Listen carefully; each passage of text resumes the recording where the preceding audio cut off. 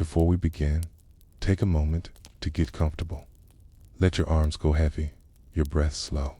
And as you listen, feel free to leave a comment sharing what time it is, where you are, and what city or village you're listening from.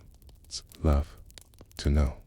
And if you'd like more quiet stories like this one, don't forget to subscribe so they gently appear when you need them most. Now, let's begin. There is a place in Rome that is older than any of its guidebooks, more silent than its ancient catacombs, and yet teeming with a strange kind of life. Life made of paper, ink, secrets folded so tightly that even the dust refuses to settle. You've heard it mentioned in whispers, usually in conjunction with the words forbidden, hidden, or sealed, but very few people can tell you what it actually looks like. Even fewer can say what's inside. They call it the Archivum, Secretum Apostolicum Vaticanum, the Vatican Secret Archives. For centuries, this wasn't even its name. The term secretum didn't always mean what it does now. It once meant private, personal, belonging only to the Pope. It was his filing cabinet, his diary drawer, and his ceremonial lockbox. 1,000 years of whispers and PayPal preferences. But as time passed, the name hardened. Secretum became secrecy, and secrecy became something far more powerful than truth. But let's step back. You're not standing in front of anything grand. There is no golden arch, no holy inscription carved in Latin, inviting you to peer into eternity. If anything, the entrance to the secret archives looks like a mistake. A long corridor behind the Vatican Library, with no sign, no fanfare, and no hint of what lies within. A few security guards, a few cameras, and then a door. What lies beyond it is not what you think. There are no cobwebbed tomes with blood-stained covers, no torches flickering along stone walls. Instead, it is astonishingly plain. Steel shelves, gray floors, soft lighting, and the slow hum of climate-controlled air. The most extraordinary thing about the room is how ordinary it appears. It's designed not to inspire awe, but to disappear. Like a whisper you think you heard, but couldn't quite place. And yet, then these silent chambers, over 50 miles of shelving. That's not a metaphor. That is the literal length of parchment, a paper, and vellum stored within the Vatican's locked archives, stretching from papal bulls and excommunications to tax ledgers. Maps and forgotten correspondence between kings and pontiffs, warlords and saints, heretics and martyrs. The oldest document dates back to the 8th century. The most controversial ones are, well, unknown, because here's the truth that even most Vatican staff don't say out loud. No one knows exactly what's inside. There is no public master list, no exhaustive catalog, no single person, living or dead, who can claim to have read more than a sliver. Even the archivists, a select group of trusted scholars and clerics, are only allowed to browse the documents relevant to the exact topic they've been pre-approved to study. Even then, they must wear gloves. They must sit in specific reading rooms. They cannot browse, photograph, or copy. They may take notes, but only with pencils, and they cannot ask to see anything classified after the year 1958, the current cutoff for public access. That year isn't random. It marks the beginning of Pope John XXIII's papacy, a turning point in the modern church's history, when a breath of fresh air was invited into the Vatican through the reforms of the Second Vatican Council. But as doors opened in the church, others slammed shut in the archives. For everything before 1958, you might, just might, be granted access. For everything after, no one outside the Curia is allowed in. The question is, why?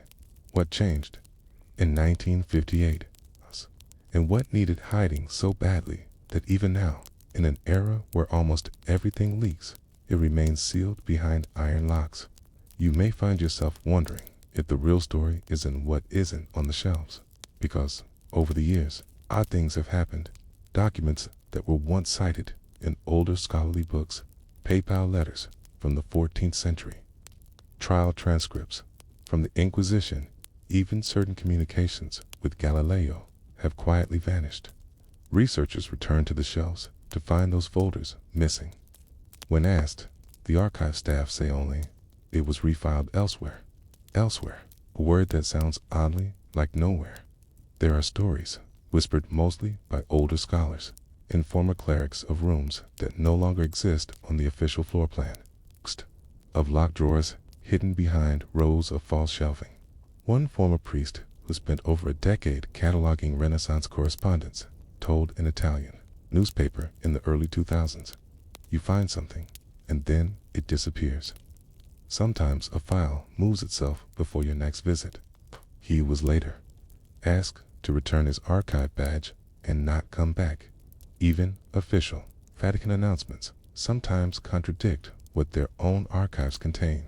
In the 1990s, the Church issued a statement that it had no written evidence of collaboration between the Vatican and certain European fascist regimes during the 1930s and 40s. Yet, multiple independent researchers had already documented letters that suggested otherwise, letters which then, curiously, went missing from the archive shelves. Is it negligence, bureaucracy, or something closer to quiet redaction? Of course, we cannot know, and that is, perhaps, the most unsettling part. The archive's very structure encourages forgetting. Its vastness becomes its camouflage. Even if someone were to hide a document, bury it beneath a mislabeled envelope, who would find it? Who would know it was ever gone? But the mystery isn't only in what's missing, it's also in the records that exist. Records that seem to point to decisions the Church never wanted known. Consider the Index Librorum Prohibitorum, the infamous list of books forbidden by the Church for centuries. Most people think it was just a list of heretical works, but inside the secret archives are the dossiers behind those decisions. Notes, arguments, letters from theologians and bishops, many of whom disagreed with the censorship. These were not evil men. They were thinkers, debaters, trying to preserve a fragile truth, but in time, their names were forgotten, their dissent erased, and the forbidden books remained forbidden. There is a loneliness in these pages. You begin to understand, slowly, that secrecy is not always a conspiracy. Sometimes it is a habit, a long, bone-deep instinct to protect the institution, even from its own past. Even Pope Francis, who has tried to open parts of the archive to scholars, has said, the Church is not afraid of history, but the Church does fear scandal. It fears the quiet erosion of trust, and perhaps that fear has led to silence. So what lies in the room without records? Perhaps not a single hidden truth, but 1,000 small ones, each tucked inside the folds of letters that never reached their destination. Sermons that were never delivered. Ideas that were never allowed to bloom. You wonder how many lives were shaped by the absence of these stories. How many histories were rewritten, not by lies, but by omission? And if we opened every door, every drawer, every dusty folder from the deepest shelf, would the world look the same? Or would we realize that what we call history is only ever the version that was allowed to be kept? You might imagine that to unlock the Vatican's deepest secrets, you would need a key. But in reality, what you need is a name. Not a name etched in marble or venerated by candles, but the name of someone who once walked the halls unnoticed. Someone who wore the collar, shuffled the parchments, and quietly paid attention when others didn't. One such name, whispered now only in scholarly circles and quietly erased from clerical memory, was Father Matteo Fiorelli. Father Fiorelli never gave sermons that made headlines. He never climbed to bishopric. In fact, he was considered somewhat dull by those who passed him in the hallways of the Curia. Quiet, bookish, a man whose voice never rose above a soft monotone. But for over 27 years, he served in the Archivio secretive, the secret archives, cataloging division, where his task was to handle requests from visiting scholars and coordinate which documents were retrieved, which remained quietly out of reach. He was never meant to read the contents, but, as is often the case in such institutions, the people who are meant to touch the least see the most. He noticed patterns in his early years. It was simple, odd gaps in record numbering, certain documents that were marked consultabile, available to consult on one page and non-consultabile on another. At first, he assumed it was clerical error, but when he followed the trail, checking cross-referenced volumes, ledger entries, and return receipts, he began to see it for what it was: intentional erasure.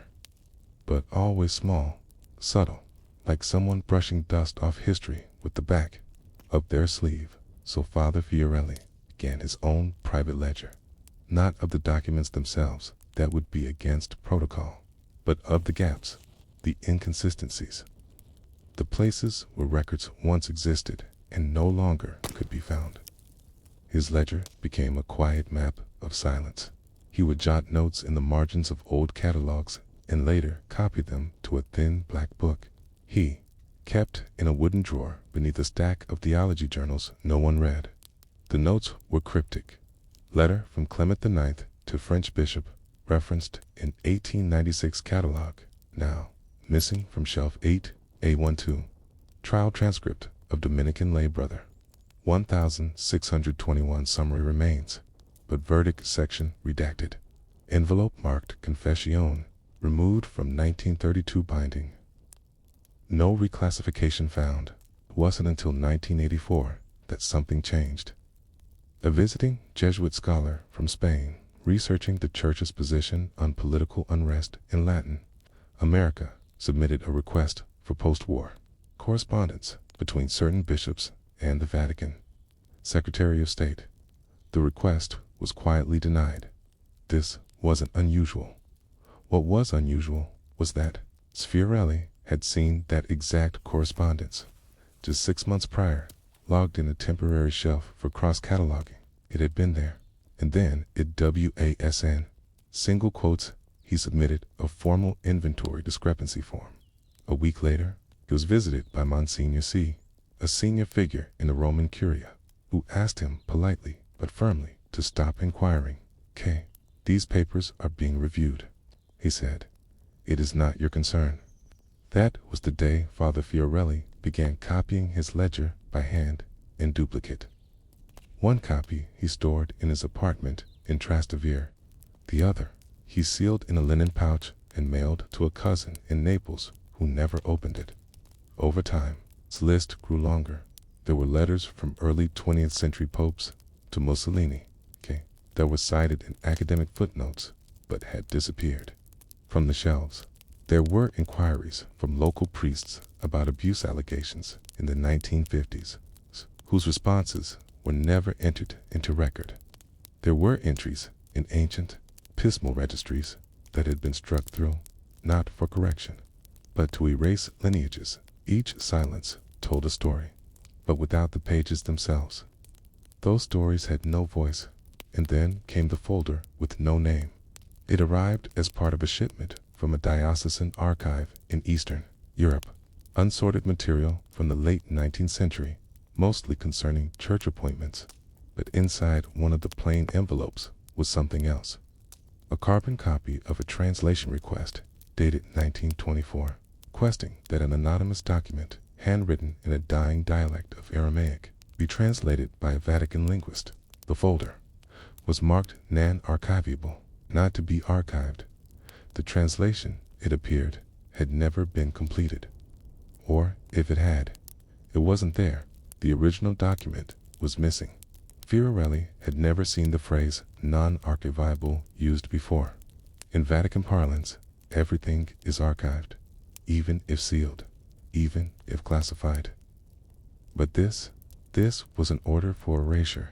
He marked it in his ledger, but left it blank, as if to remind himself that even silence can grow too heavy. In 1993, after 27 years of quiet service, Father Fiorelli retired.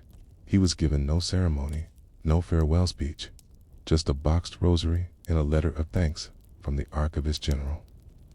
He returned to Trastevere, lived alone, and occasionally gave lectures on church Latin to local seminarians.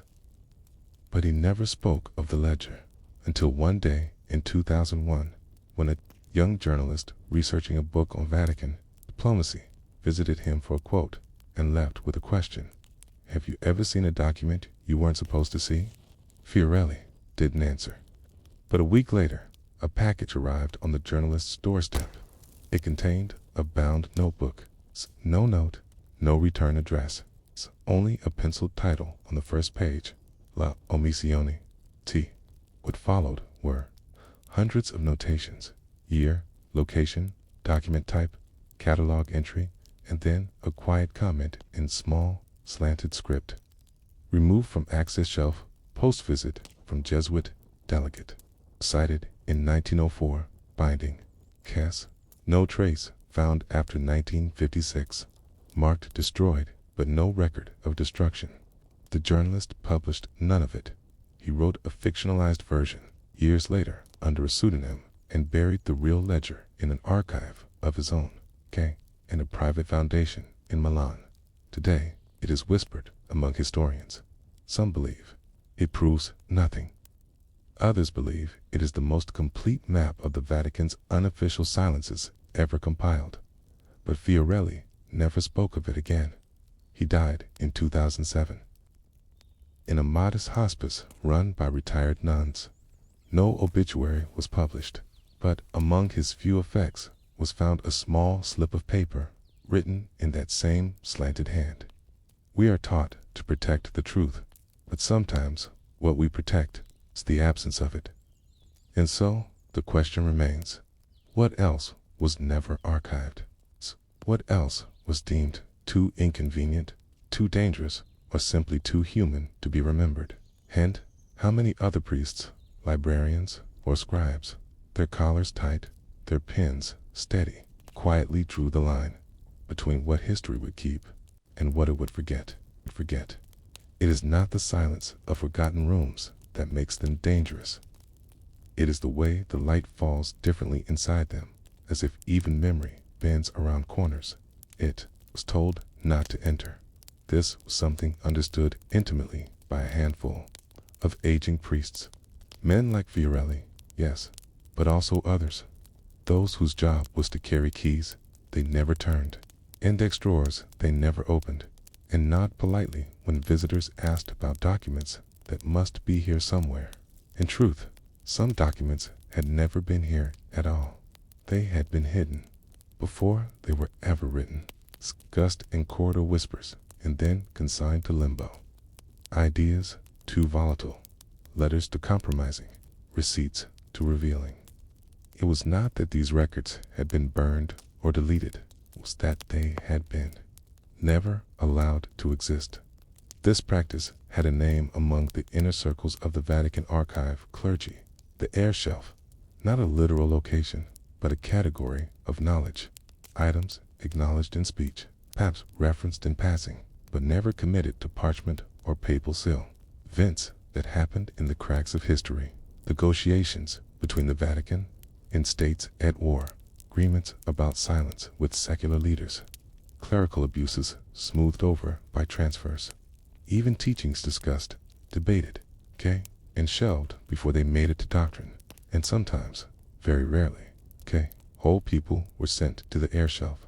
Clerics whose deeds had been deemed too embarrassing or scandalous, not excommunicated, for that would require paperwork, just forgotten, their names removed from ordination logs, their files quietly lost, their lives erased in everything but rumor. A tragic example emerged during the 1987 audit of the Congregation for the Causes of Saints, the Vatican department responsible for the process of beatification and canonization. A young archivist named Sister Beatrice stumbled upon an index card referencing Father Eugenio Cartelli, a missionary in the Belgian Congo during the early 20th century, credited with several alleged miracles. Curious, She tried to retrieve his dossier. It wasn't there. She requested it from the main archive, but the central registry had no listing. Eventually, an elderly bishop, hearing of her query, pulled her aside and said gently, "You won't find him in the records, sister. He was one of the erased." Why?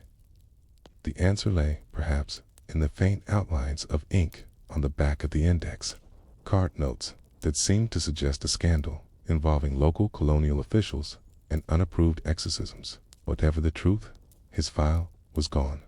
His name was not banned, only UNREMEMBERED, as Sister Beatrice later wrote in a private letter.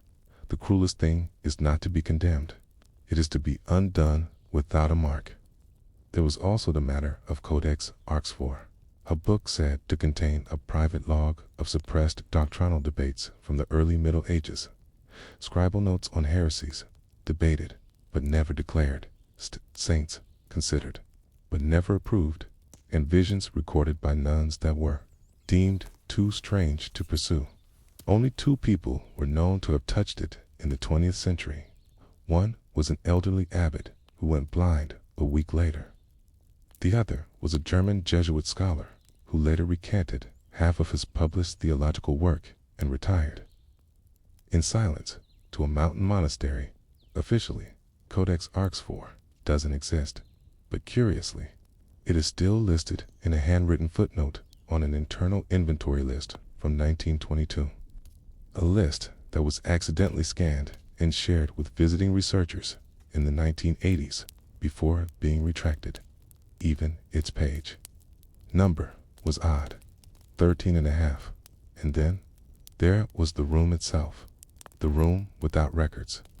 No formal name, no signage, just a windowless storage area behind a thick wooden door near the end of the Apostolic Archives' 4th corridor.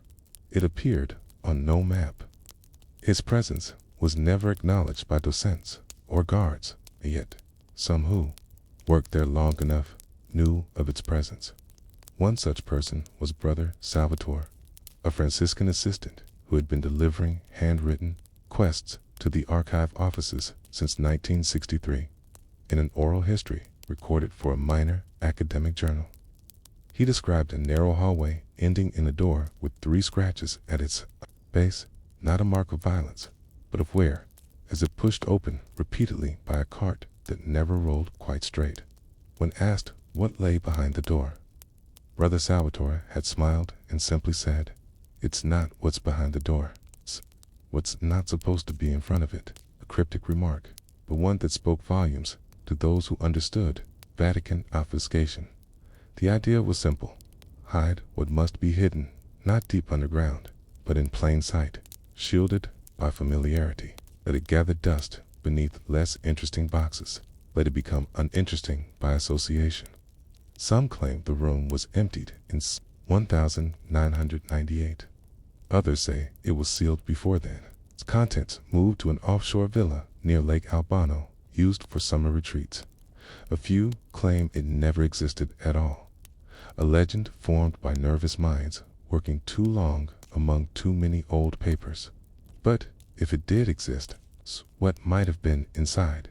Records of the Vatican's role in sheltering wanted war criminals after World War II, transcripts of Galileo's Inquisition before the official ones were cleaned for theological consistency, secret instructions for handling clergy scandals written long before the public revelations of the 2000s.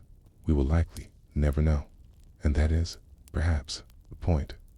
The truth is that much of the Vatican's silence is not maintained through locks or guards. It is preserved through culture, through the understanding that some things are not meant to be looked for, that to know them would offer no benefit, that history must sometimes rest undisturbed, like relics beneath an altar. Even modern popes have acknowledged this tension. Pope Francis, in 2019, announced the opening of certain Vatican archives relating to Pope Pius XII's actions during World War II, a move praised by historians but viewed cautiously by others, because to open one shelf is to acknowledge that the others are still closed. And in doing so, one invites the question, what else is still being withheld? So, the room without records becomes not just a place, but a symbol of the careful line the Church walks between memory and mystery, between truth and discretion. Father Fiorelli's ledger, still preserved in a Milanese archive, ends not with a revelation, but with a single, short note. The walls do not lie. They just refuse to speak, okay? And perhaps that's the final answer.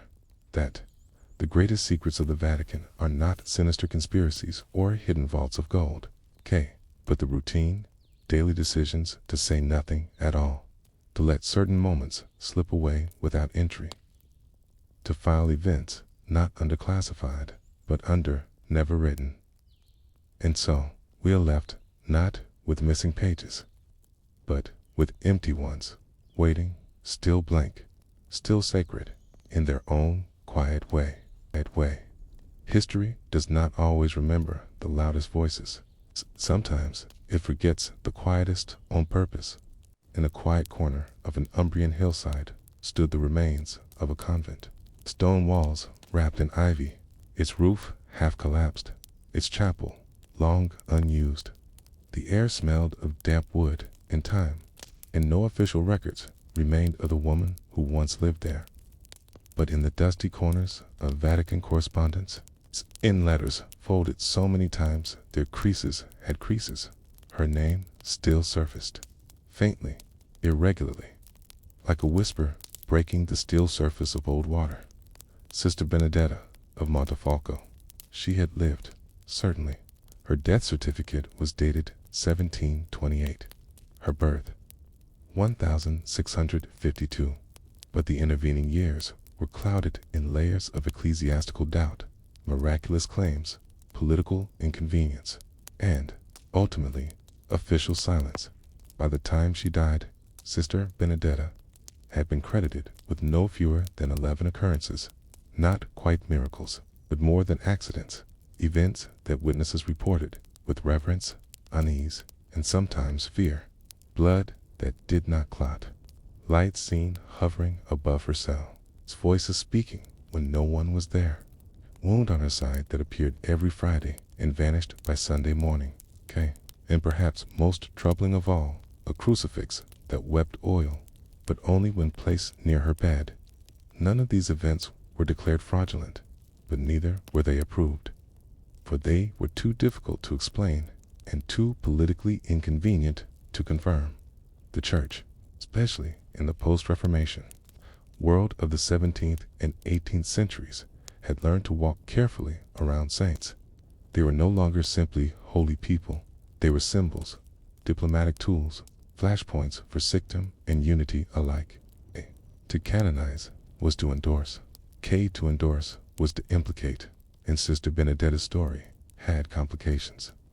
The first complication was her order. She had belonged to a small, quasi-reclusive sect of Augustinian nuns who had, over the years, taken on certain mystical practices not widely adopted elsewhere. They fasted in silence during lunar eclipses. They read from apocryphal gospels, not as scripture, but as contemplation. And they practiced a rare rite of spiritual offering in which suffering was taken unconsciously as a gift to others, a practice dangerously close to self-harm by modern standards. Though deeply spiritual in its time, the second complication was her visions. They were not standard mystics when describing divine experiences. Speak in metaphor, light, warmth, presence, peace. Sister Benedetta's visions were conversational, detailed, almost bureaucratic. In one recorded vision, she claimed to have seen a room in heaven where petitioners' prayers were sorted and filed by angels according to urgency. In another, she described a long corridor where souls not quite ready for paradise were gently told to wait until their names were read again. This unnerved the clerical community. It made the afterlife sound procedural, which did not sit well with theologians who preferred mystery over office metaphors. But the most troubling complication was her silence. She had never written anything, no diary, no treatise, no recorded teachings. Her entire life was told by others, fellow nuns, confessors, visitors. The Church prefers saints who leave behind documents, writings that can be studied, examined, parsed for heresy or holiness. Benedetta left only her presence, and that presence, oddly enough, lingered even after her death in the years after 1728. Pilgrims continued to visit Montefalco, especially local women. They lit candles near her grave. Some reported small healings. One woman claimed her child's fever broke after sleeping beside Benedetta's old habit, preserved by the sisters. Another said her arthritis vanished after whispering a prayer while touching the nun's old comb made of horn, worn smooth by age. Eventually, word reached Rome. In 1743, an investigation was opened, not for canonization, but for clarification. 3 priests were dispatched. Their names appear briefly in an internal memo. Reverend M. Donati, F. Alarico, et L. Spinola, appointed to Montefalco, province of Perugia, to assess reports of sanctity regarding one sister, Benedetta, deceased. Their report, if it still exists, has never been released. But we know it once did, because, in a side note from a Vatican Council held in 1781, one cardinal writes, regarding the Umbrian case of Sister B, the previous commission found unusual occurrences lacking doctrinal contradiction, but troubling in tone. They advise no further action at this time. Let her memory be held in quiet esteem. And that was it. No further investigation. No canonization. No public DENOUNCEMENT. Just quiet esteem, a phrase that recurs in several similar cases. A kind of purgatory for potential saints, neither celebrated nor condemned, held in memory but not liturgy for centuries. That might have been the end of the story. But in 1972, an old leather satchel surfaced in the archives of the Diocese of Spoleto during a restoration effort. Inside were 7 letters written between 1720 and 1728, all addressed to a certain Benedetta. The authors were anonymous, but clearly close to her, likely her fellow nuns. And though the handwriting varies, the content is consistent. Reports of strange events, expressions of worry, and repeated references to something they call the gift of veiled sight. One letter reads, "It happened again. You closed your eyes and still named every sister present, though you could not see us.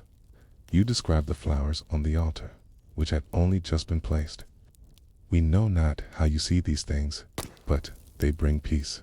Another says, "The boy from the village, the one whose foot was twisted, walked again. They say, you prayed, but we saw nothing. Still, he walked. I write this not for wonder, but so it may be remembered, in case they ask again. And finally, if they come from Rome, speak nothing. They will not understand the way you see. They'll not call it holy."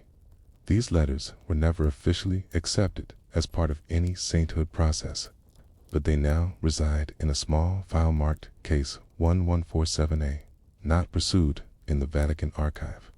Still, her memory endures, not in mass or hymn or icon, but in the name of a small alley in Montefalco, still known to locals as Vicolo della Suara che non parlava, the alley of the nun who did not speak, a street where, on certain feast days, residents still light candles in silence, facing no particular direction, not toward the heavens, toward Rome, just in quiet esteem, which begs the question, how many other saints remain uncanonized, not for what they lacked, but for what they didn't fit.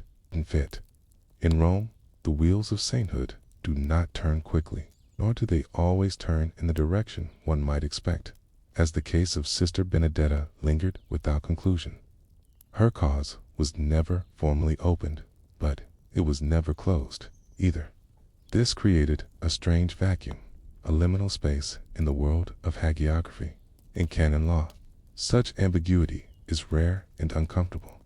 A soul is either venerable, servant of God, blessed, or saint, but Sister Benedetta remained simply Sister, and the silence around her was, in many ways, louder than any pronouncement. By the early 1800s, Napoleonic forces had plundered Rome, scattering archives, seizing relics, and sending thousands of handwritten documents into private hands. One of these bundles, later recovered in the 1870s, contained a handwritten report, unsigned and dated only June 1743. It was written in Latin, and it had no official seal, but historians who examined it noticed a peculiar heading, De Observationibus circa Benedettum Montefalconissum, on the observations guarding Benedetta of Montefalco.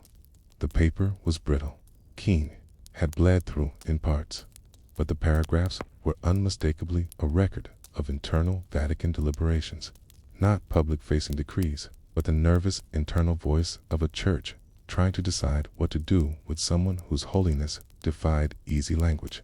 8. Her miracles, if one calls them such, occur without formula. No relic is touched. No prayer is made aloud. Often, she is unaware of what has occurred at all. This presents a difficulty, for it makes verification indistinct. Her speech is obedient, her conduct modest. Yet, there is a severity in her silences, a gravity that unsettles those not accustomed to women bearing mystery. Then, near the end, a sentence underlined twice. It is not her lack of virtue that hinders canonization. It is her lack of category. This may seem unimportant, but in church history, categorization is everything. A martyr dies for the faith. A confessor spreads the word. Mystic experiences visions that align with accepted doctrine. A healer invokes divine intervention and produces documented cures.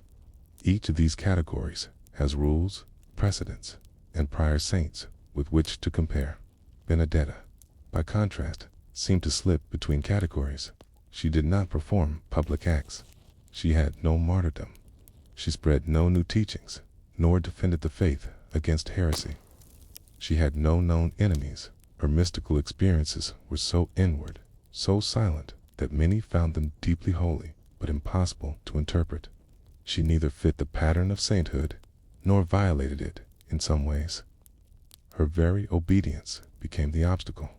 While martyrs are celebrated for their resistance, and founders for their boldness, women like Benedetta, whose lives revolved around submission, contemplation, and personal suffering, were often overlooked. Tarot's holiness was visible only to those closest to them, and in an age dominated by public theology. Such private sanctity posed a problem of recognition, but the Church was not without interest.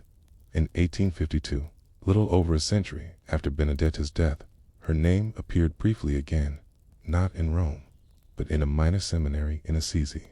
A theology student named Luca Belloni. Later, a priest had been given access to older Umbrian archives. In a letter to his superior, Belloni wrote, "I have read the testimonies surrounding the nun of Montefalco. Though I am unworthy to speak on sanctity, I must say the calmness of her story moves me more than the heroics of others." Belloni would later become a parish priest. He never published on Benedetta, but his copybook survives, and in its margins are dozens of small notations, simple one-line reflections attributed to be, for example, God does not always speak in fire. Sometimes he waits in dust. Holiness is not a torch, but a thread. Suffering is only unbearable when it has no address. These are not verified quotes. They may be paraphrases, but they reveal something of how Benedetta was remembered, not as a miracle worker, but as someone who bore the weight of life quietly, then in doing so, became holy in the most invisible way. By the early 20th century, women mystics began receiving more attention from the Vatican. Figures like Saint Gemma Galgani and Saint Teresa Benedicta of the Cross were canonized, often with long delays, but eventually with acknowledgement. Still, Benedetta remained unspoken in 1924. The Diocese of Perugia received a request from a group of nuns asking for permission to place a small plaque near the remains of the Montefalco convent. It would not declare her a saint. It would simply remember her. The request was denied. The reasoning, to memorialize the sister in this manner, may confuse the faithful regarding her status. Let prayer continue, but let silence remain. And silence did remain for another 50 years, until in 1975, during a sweeping revision of Vatican archival catalogs. A female archivist, Sister Clara Mazzini, discovered a folio labeled "Sisters Not Approved." It's curious. She opened it and found a thin dossier marked only Montefalco. Inside were transcripts, interviews, notes, a hand-drawn map of the old convent, a list of objects reportedly touched by Benedetta. Most startling of all, a single wax-sealed envelope that read, "To be opened only if formal proceedings commence." But no formal proceedings ever commenced. Sister Clara made photocopies. She sent them to the new Congregation for the Causes of Saints, formed by Pope Paul VI in 1969. They were received, logged, and again shelved. The official response simply read, "At present, there is insufficient cause to reopen." And once again, the silence resumed today. If you walk to the edge of Montefalco and ask the older residents about Benedetta, most will nod. Some say she was holy. Some say she kept bees. Some say nothing at all. But nearly everyone points toward the same path, a narrow, sun-dappled trail that leads to a broken stone wall and a niche with a faint inscription that's almost invisible. Qui oro coli che vidi senza occhi. Here prayed she who saw without eyes. What does it mean to see without eyes? What does it mean to be remembered but not named? And how many women in church history have passed through life not as saints or sinners, but simply as threads, quiet, essential, and intentionally forgotten. There is a kind of history that never quite lands on paper. It whispers, instead, through broken windows, in the spaces between record books, and in the long pauses of ecclesiastical memory. And in the case of Sister Benedetta of Montefalco, the silence surrounding her became more enduring than any canonization ever could. After Sister Clara Mazzini uncovered the sealed envelope labeled "To be opened only if formal proceedings commence," no one did. It remained shelved in the Congregation for the Causes of Saints. Yet a copy of its outer markings, date, handwriting style, and red wax impression was quietly logged by a librarian working within the Vatican Apostolic Library in the 1980s. His personal notebooks, found after his death, show that he believed the envelope was authored by a 19th century bishop of Spoleto, someone deeply familiar with the legacy of Benedetta, but hesitant to bring her name forward. The bishop had, apparently, hoped for different times. Times when a woman like her, quiet, unambitious, contemplative, unmiraculous, might be judged not against the metrics of public sanctity, but against the lived patience of devotion. But time moved in other directions. As the 20th century marched on, sainthood increasingly came to reflect visibility. Saints were canonized for documented miracles, social movements, global impact. Meanwhile, the soft lives to cloistered ones, the unrecorded voices, sank further from official view. Still, among certain religious communities in Umbria, Sister Benedetta's name endured. Not in prayers to her, but in prayers for her. That's an odd distinction. Most saints are invoked to pray for us. Saint Lucy, pray for us. It's Catherine. But Sister Benedetta was quietly prayed for her recognition, for her peace, for her memory to endure even if the church would not name it. One nun, a contemplative in the early 2000s, was interviewed for an academic study on women mystics of Italy. In a gentle, almost embarrassed voice, she said, "We did not call her a saint. That is not for us to decide." But when a sister falls into a long silence or finds her way through suffering without complaint, we say, walk like Benedetta. It is not a title, it's just a path. In this way, Sister Benedetta had become a kind of internal compass of direction, more than a name. There are parallels here with other women in Catholic history who nearly vanished between the cracks of recognition. Consider Sister Juana Inés de la Cruz, the Mexican nun whose brilliance in poetry and science nearly condemned her to oblivion, or Maria de Agradea, who was both celebrated and censured for her mystical writings, or the beginnages of Northern Europe's semi-monastic women who lived in lay devotion, rejected both marriage and cloister, and left behind almost no trace in the formal canon of saints. Don't like them. Benedetta did not fit. Yet fittingness was never her pursuit. Even her surviving notes view, and faint point to a life lived not in ambition, but in attentive endurance. In one fragment, written near the end of her life, she wrote, "If God gives me a name, I shall carry it. If he gives me none, I shall carry silence." This sentence, small as it is, resonates through centuries of unnamed holiness. It suggests a surrender that defies our current notions of recognition. That a life could be full, holy, radiant, even without applause, without miracles, without a name engraved in any liturgical calendar. As the digital era began archiving Vatican documents, Sister Benedetta's dossier resurfaced in several inventories. It was never reclassified, never reopened, but it became easier to find. By 2013, researchers at a small theological institute in Florence included her among a list of undeclared venerables, women with widespread reputations for sanctity, but whose causes had never formally opened or were closed without explanation. There, in a single footnote, a line read, Benedetta di Montefalco. No relics authenticated, no miracle registered, still remembered. Still remembered. The phrase lingers. What does it mean to be remembered without record? In Montefalco today, you can walk the same paths Benedetta likely took, narrow stone corridors shaded by old cypress trees. This convent she once lived in is now a ruin, reclaimed by ivy and lichen.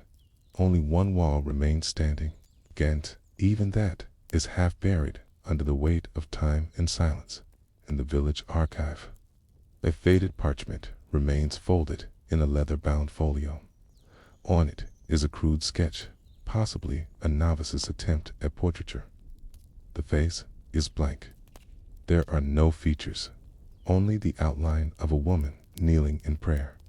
The caption says, La suora che nessuno vidi, the sister whom no one saw.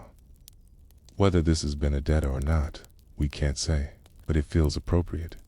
The absence of features tells its own story, a life so absorbed in God, in silence, in the care of others, that her own self left no mark behind.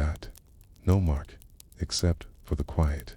And that quiet, oddly, endures. In theological terms, one might say that Sister Benedetta's case is in abeyance. But to the villagers of Montefalco, and to the sisters who still pass down her name like a whispered secret, she is something else entirely, not a case, but a presence. When one visits the cemetery near the convent ruins, there's a tiny stone, far from the others. It bears no name, only an inscription carved so shallow it's nearly vanished. She waited without speaking. That, perhaps, is her epitaph. So much of church history is about pronouncements, bulla, canon laws, excommunications, and canonizations, about names shouted, recorded, debated, and preserved. But here was a woman who asked for none of it. She simply waited. She prayed. She endured. And in that enduring, perhaps, she became something even older than sainthood. Something quieter than recognition. A keeper of stillness. So we are left with the question. In a world where sainthood so often means spectacle, what do we do with those who shone quietly, invisibly, and without any need for acclaim? How many women like Benedetta have lived and died, in rooms with no records, in convents with no witnesses, and histories with no pages. And what might it mean if their silence was the holiest part of all? There's a corridor in the Vatican Library that doesn't appear on most of the visitor maps. It lies beneath a vaulted ceiling painted with geometric symbols and half-faded vines. Its marble floor worn down in the middle by the slow, repetitive steps of generations of priests and scholars. Most people pass it without noticing, just another hallway in a place of 1,000 doors. But at the far end of this corridor, past the manuscripts, past the medieval codices bound in goatskin, past the scriptoriums that once copied the lives of saints and emperors, there is a door. And beside this door, there is no plaque, no name, just an iron handle that resisted the hand, and a keyhole that hasn't turned in over 100 years. Behind it is a room, and inside that room, once sealed, then reopened briefly in the 19th century, only to be sealed again. The ghosted edges of books the church once banned. They called it the Index Librorum Prohibitorum, the index of forbidden books, but the index was only the list. The books themselves had to go somewhere, and while many were burned, a surprising number were not. Some were preserved quietly, uneasily, and sometimes without clear justification. They were boxed, labeled, and pushed deep into the archival shadows that the room that housed them came to be known unofficially as Camera Obscura Vaticana, the Vatican's dark room, not because it was physically dark, but because its contents cast shadows the church never quite wanted to look at again. The origin of the index stretches back to the 16th century, when the printing press was spreading ideas faster than PayPal decrees could keep up. Reformation tracts, mystical philosophies, medical texts, astronomical heresies all began to circulate across Europe. The church, in response, began compiling a catalog of forbidden works. At first, the list was narrow. A few names, a handful of obvious dissenters. But like all things shaped by fear, the index grew. And with it, the archive. Galileo's dialogue concerning the two chief world systems was added. So was De Revolutionibus Orbium Coelestium by Copernicus. Even the works of mystics like Meister, Eckhart, and poets like Giordano Bruno made appearances. The index became a strange kind of mirror, not of truth or untruth, but of discomfort. Anything that rattled doctrine or poked at theological boundaries might find its way onto the list. But what most people don't realize is that once a book entered the index, it didn't simply vanish from the Vatican's care. It was studied, annotated, stored, hidden, but not destroyed. And so, a strange paradox took root. The church forbade these books from public consumption, but kept copies tucked within its most sacred walls, like sins that had been confessed but not yet absolved. They lingered. The first version of the Forbidden Room was small, no larger than a chapel vestry. Its early shelves were plain wood, likely salvaged from older storerooms. In time, it expanded. By the 1700s, it was 2 rooms deep, with reinforced doors and a logbook whose pages are now so brittle they flake under breath. A cardinal from the 18th century, writing anonymously, described visiting the room as like entering a tomb of thought. The air heavy with ideas that never found absolution. He spoke of margins filled with annotations and different hands, some angry, some astonished, some reverent. These were not just banned books, They were reacted to, puzzled over in some cases. The margins were more revealing than the texts themselves. In one copy of The Prince by Machiavelli, anonymous hand wrote in Latin, "True, but not safe." In another banned translation of the Quran, a priest underlined passages about charity and justice, and beside it, scribbled, "Too close to our own teachings." Over time, the room became a space not just of suppression, but of intellectual contradiction. And contradiction, in sacred spaces, is never comfortable. In 1907, Pope Pius X initiated a cleanup of many archival departments. The Forbidden Room was slated for closure. Team was sent to inventory its holdings. But something curious happened. The inventory disappeared. The records vanished, misfiled, or perhaps never completed. The room was sealed, twice, in fact. First, physical sealed, the iron key turned and the doorway locked. And second, bureaucratic seal, the archives catalog was redacted, and the room's existence was stricken from internal directories. The index itself lingered for decades more, but the Forbidden Room faded from memory, becoming a kind of quiet rumor among archivists and older monsignors. Still, its influence leaked through cracks. In 1948, a scholar visiting the Vatican Library noted a passage in a text referencing a now lost alchemical work as found among the index holdings, Room D. But no Room D appeared on any floor plans.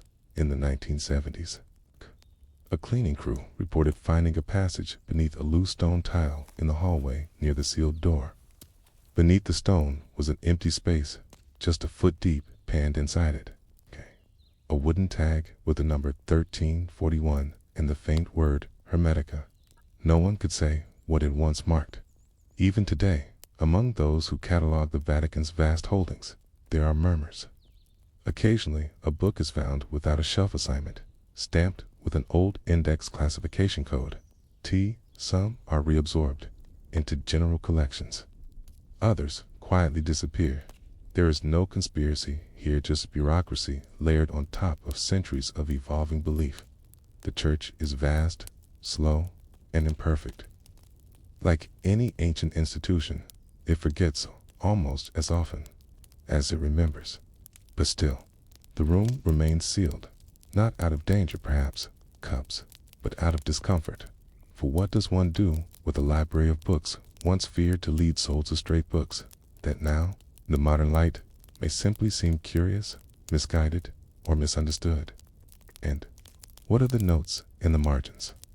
The half-erased lines of bishops trying to square scientific truth with sacred scripture. The hesitant curiosity of priests who read forbidden texts, not to condemn them, but to understand.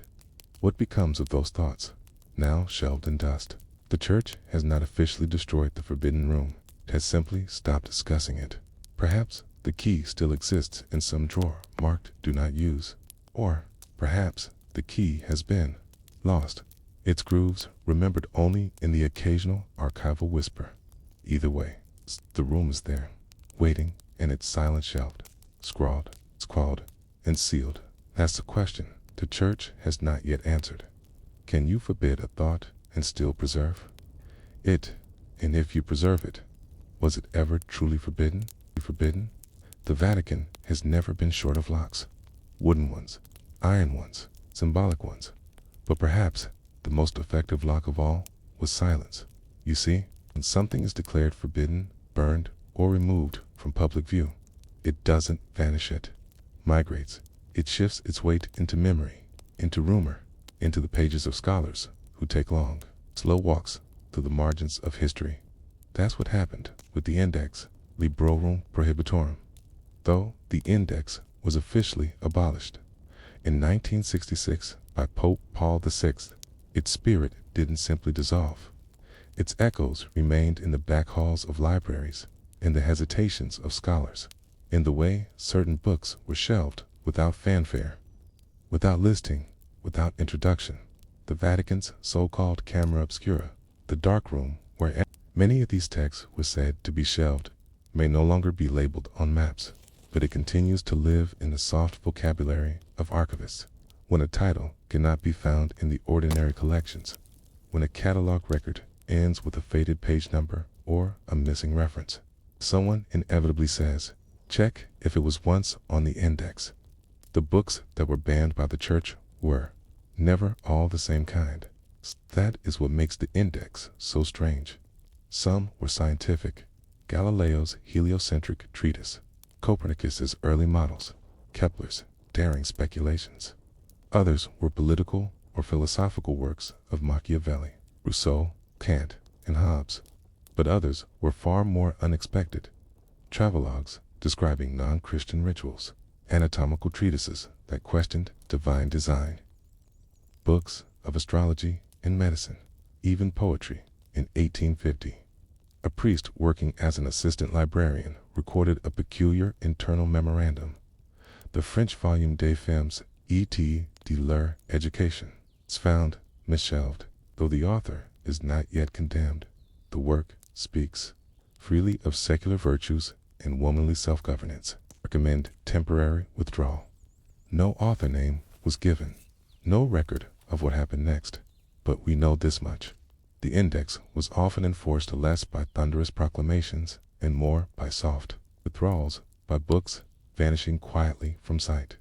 There was a curious shelf within the forbidden room, sometimes referenced in late 19th century logs, simply labeled Section Delta. No index number, no explanation, just the Greek deltapor, has a symbol of difference or of secrecy. This section was said to hold a peculiar collection, books that were not heretical, a bit dangerously adjacent. Cana. One anonymous cataloger described a manuscript that detailed the agricultural cycles of ancient Egypt, not political, not even particularly controversial, but the book described flood patterns that contradicted, accepted biblical timelines. Another book in Section Delta was written by a Spanish Caius priest who attempted to align the structure of Dante's Divine Comedy with planetary orbits, not metaphorically, quote, mathematically. Again, not heretical, just uncomfortable. And that was often enough. What do you do with a book that doesn't directly oppose doctrine, but stretches the fabric of accepted thought? You don't burn it, you shelve it. It's quietly, privately, deep beneath the tapestries of more comfortable knowledge. In 1899, a scholar named Fr. Emilio Marzato was granted unusual access to the forbidden room. His notes, long unpublished, were discovered in a private collection in Turin in the 1990s. They tell us a great deal. Marzato was not a radical. He believed in the authority of the church, but he also believed that knowledge should be archived. Honestly, even if access was controlled, he described a moment where he opened a folio containing Arabic commentaries on Aristotle. Not original Islamic philosophy, but careful translations, word for word, of Greek texts. These pages, he wrote, feel no more dangerous than silence itself. And yet, they are bound in caution, he continued. The margins carry annotations in 3 languages: Latin, Arabic, and Greek. Whoever studied these did so in layers. It's like an archaeologist digging through time. And yet, someone judged these annotations unfit for daylight. Marzato didn't finish his work. By 1901, his access was revoked without explanation. The Vatican would later claim the room had been closed for reorganization. It would not be opened again, but fragments of its holdings escaped. Sometimes physically, books mislabeled, rebound, or reshelved in general collections. Other times, they escaped through memory. A priest reads a passage and decades later shares it with a student. A copyist jots a line into the back of a different manuscript like water through old stone. Knowledge finds a way. There's something haunting about that.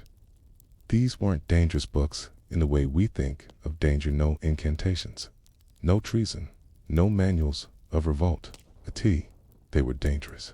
In a slower way, they made people think differently, sometimes too differently. And in the 16th and 17th centuries, thinking differently could unravel a great many things. But not every book in the room was subtle. Some were open acts of defiance. There was, according to a 1771 list, a treatise called On the Fallibility of Saints, written by a disillusioned monk from Avignon. The book argued cautiously but clearly that sainthood, being a human decision, was not infallible. The copy kept in the forbidden room had an unusual feature. Every page was sealed shut with wax. A note in Latin read, to be opened only.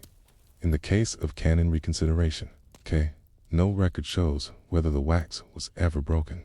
Others were more fragile still, in the bottom drawer of one forbidden cabinet.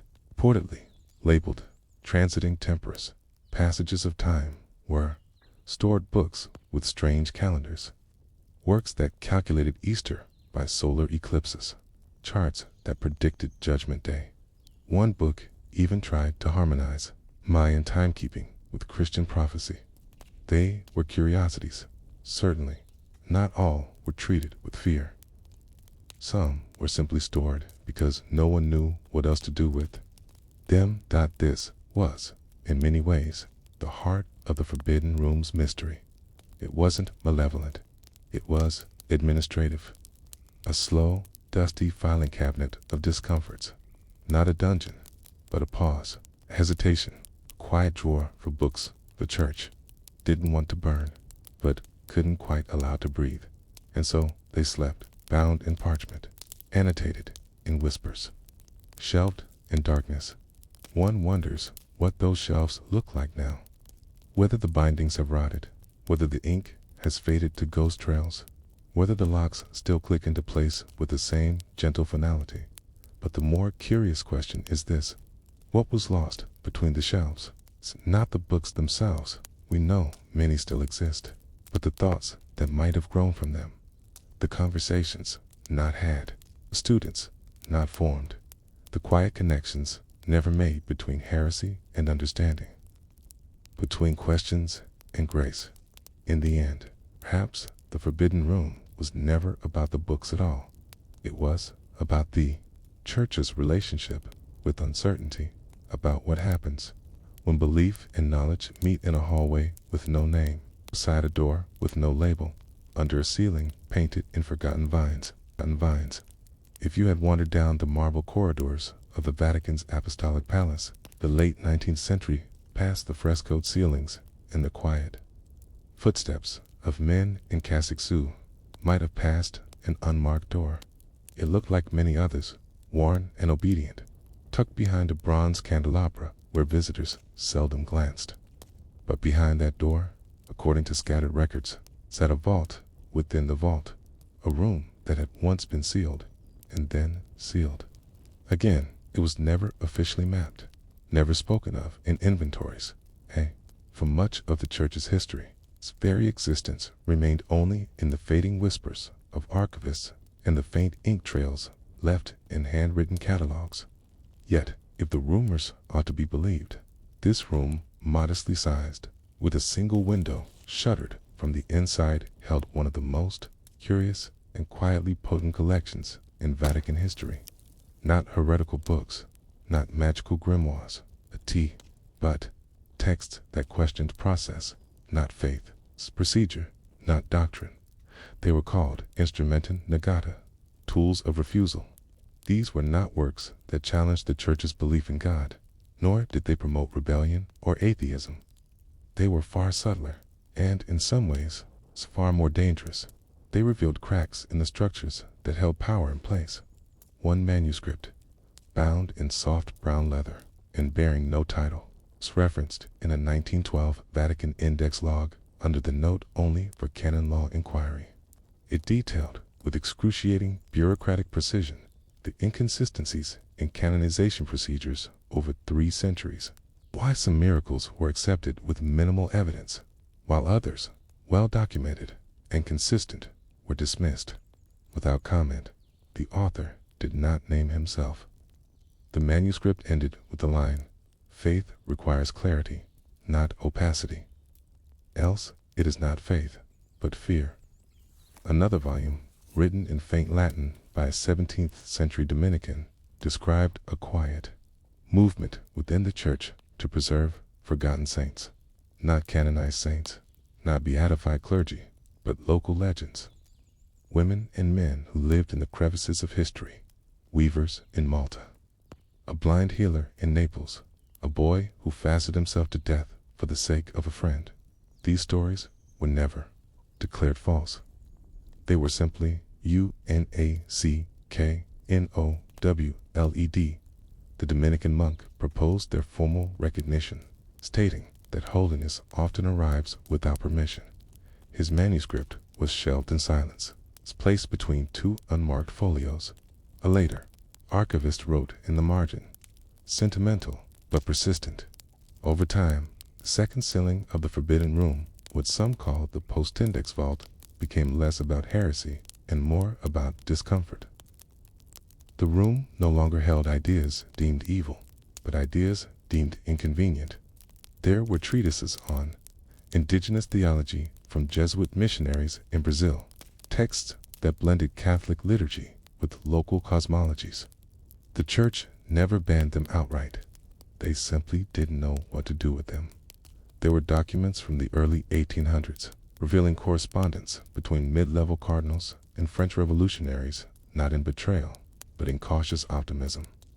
Some church figures had quietly hoped the Enlightenment might bring about a reformation from within, not of belief, but of hierarchy.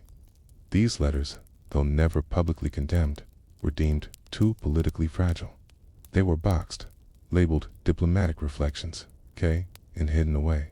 And then, of course, there were the birth records. One shelf according to a 1954 report from a lay cataloger named Antonin Veltri was filled with bundles of vellum pages, bound in red twine, each bearing names of children born to clergy in centuries past. The Vatican has long maintained celibacy among its clergy, but it has also long lived with the human complexity of that vow. These records were not accusations, nor confessions. They were simply names children born to men of faith, many of whom quietly supported them, housed them, and even educated them under false surnames. Veltri never revealed their identities. He died in 1962, taking those details with him, but his final notebook, served by his family, ended with a single sentence: "The Church has never lacked love. It has only lacked courage to admit it." The sealing of the room for a second time was not announced. It happened between 1939 and 1942, a period of upheaval, not only in Europe, but within the Church itself. World War II had forced the Vatican into careful neutrality. Pope Pius XII had inherited a world cracking at the seams, and the pressure to maintain order inside the smallest country on earth had never been greater. Some speculate the second sealing came as a means of control, an attempt to stabilize the inner workings of the Church by quieting the noise of forgotten voices. Others believe it was more accidental, slow fading of interest, an administrative oversight that gradually became permanent. After all, most of the texts were neither scandalous nor thrilling. They were dull, factual, filled with the kinds of questions only scribes and canon lawyers found worth asking. But perhaps that was precisely their danger. Questions like, how many times can a doctrine change before it ceases to be doctrine? What is the lifespan of silence before it becomes deception? And if holiness exists outside formal recognition, what then is the purpose of recognition itself? These were not questions that threatened belief. They threatened bureaucracy. And for an institution like the Vatican, built not only on spiritual authority, but on centuries of archival discipline, such questions had nowhere to go. So they were placed in the room, and then the room was closed. Again, to this day, the Vatican has never publicly acknowledged the full extent of the second sealing. Few documents long since digitized have emerged, but the list is vague. Titles like "Of Things Misplaced" or "Index of Notable Examinations" give little away. No one outside the library staff knows how many volumes remain unseen, how many stories still rest behind those unlit doors. What we do know is this: history remembers loud events, wars, declarations, councils, fires, but it often forgets the quiet decisions that shape the narrative more deeply, like which books were moved to a back shelf, which voices were filed as curiosities, which questions were postponed, not because they were wrong, but because they were too early. And perhaps that is the soft lesson of the sealed room. Not that the church feared truth, but that it feared confusion. And in a world of faithful followers seeking certainty, even a small dose of uncertainty bound in parchment, whispered in Latin can feel like a flood, a flood. Some secrets are buried not beneath stone, but beneath ink, in a small wooden drawer in the Vatican's map room tucked behind more famous scrolls and framed PayPal gifts. There once lay a parchment, so finely detailed, so surprisingly accurate, that it seemed to know more than it should have, did not depict heaven, nor prophecy, nor sacred routes to shrines. No, it was a map of the known world, except it wasn't supposed to be known yet. This particular piece, roughly 24 by 18 inches, aged to a warm ochre hue, bore no author's name, no Latin flourish, and no religious iconography. Instead, it quietly traced the contours of coastlines with near-modern precision. Along the edge of the African continent, the Cape of Good Hope curved with a grace unknown to 15th century cartography. Inland, river systems matched more with satellite imagery than with speculative medieval guesswork. And, most striking of all across the Atlantic, there were marks, not full landmasses, but hints, arcades, shadows of knowledge, slivers of coastlines, where, historically, none should have been dot to the untrained eye. It was simply another old map. But to the handful of Vatican archivists who understood what they were seeing, it was a problem. Not because it was incorrect, but because it might have been too correct.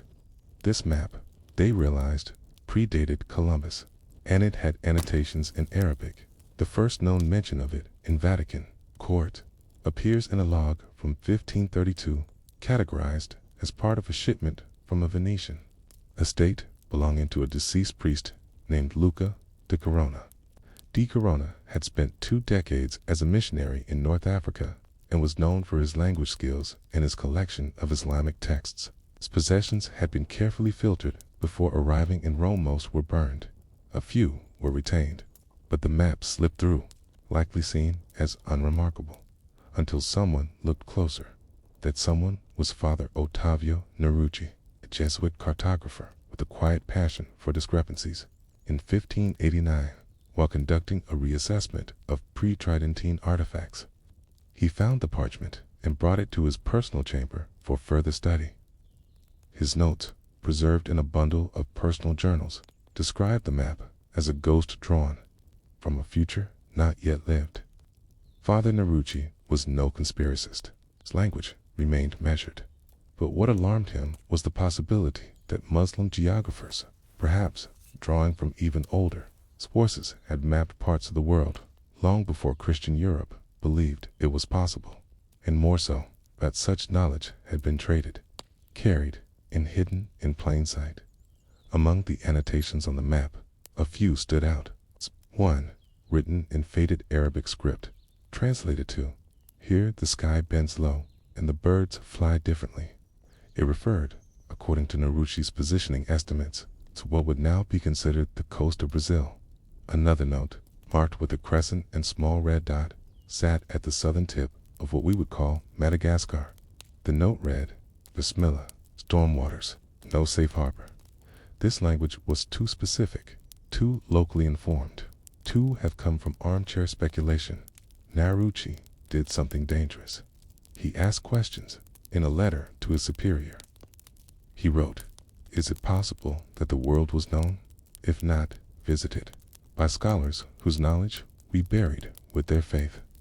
The reply he received was swift and final. "Let this be the end of your inquiry. The map you reference is to be removed from study, and you are instructed to rejoin the primary education mission in Naples." The message was signed not only by a superior, but by a second-hand one familiar to anyone navigating the Vatican's deeper channels. Belonged to Cardinal Benedetto Foscarini, one of the Church's primary enforcers of orthodoxy in pre-scientific matters. Nerrucci complied, at least outwardly, but before he left, he copied the map. Not entirely. Only sections, tracings, rough reproductions. He then packed his journals, made a notation in his own catalog item removed for repair, and left. The original map was filed under disputed cosmology, moved to a deeper archive, and then it faded from record over the centuries. Fragments of its story would resurface. In 1802, a French expedition to the Vatican Library, under Napoleonic orders, documented an anomalous parchment of uncertain geography. Their records, now housed in Paris, contain sketches that bear remarkable similarity to the Narration map, now called that unofficially by searchers who believe it once existed. But it is Narushi's own notes that keep the story alive. His journals were discovered in a Jesuit school in Medina in 1964. Not only the map's content, but the silence surrounding it. He writes of conversations cut short, of archivists who suddenly transferred posts, and of scholars who whispered that there were other such documents, folded deep into Arabic theological texts brought back during the Reconquista. The implication was simple. Long before discovery, there was knowing, and the Church, facing a wave of colonial enthusiasm that needed new lands and divine blessing, found it more convenient to ignore old knowledge than to explain it.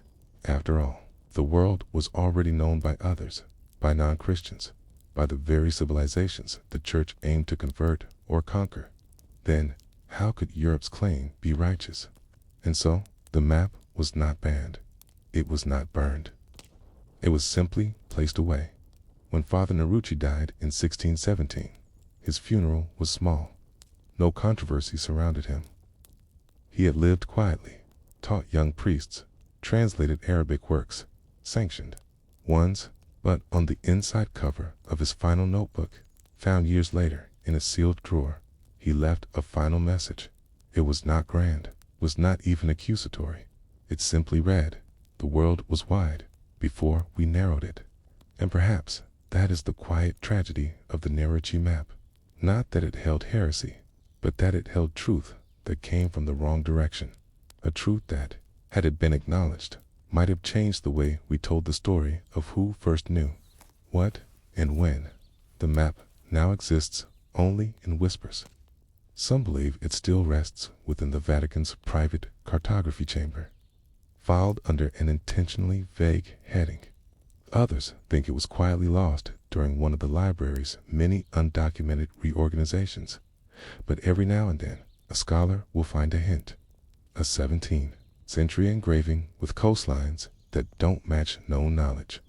An Arabic manuscript that mentions stars guiding men west beyond the Pillars of Hercules. Or an odd phrasing in a missionary's diary. "I arrived," but they had already heard stories of tall ships. In those moments, we are reminded that history is often edited not by fire, but by forgetting, and that the map that showed too much didn't frighten the Church with its detail. It frightened them with its timing, because it came too soon, and because it raised a question the Church had no interest in answering. What else was known before we declared it discovered? There's a kind of silence that doesn't feel empty. It's a silence of knowing. The kind you feel in a narrow alleyway in Fez, or in the desert wind slipping between sandstone walls in Cairo. The silence that comes not from ignorance, but from centuries of carefully contained knowledge, stored not in vaults or palaces, but in the margins of books, the folded edges of maps, and the whispered teachings of those who measured stars long before Europe dared question the sky. If the Vatican's Narration map was real, it didn't emerge from a vacuum. It likely had cousin sisters, perhaps, that sat folded in the libraries of Al-Andalus, or traveled east, tucked in the saddle-packs of traders bound for the Levant. But most importantly, it likely came from a world of cartographers who did not draw for power, but for understanding, to trace the quiet origins of the map.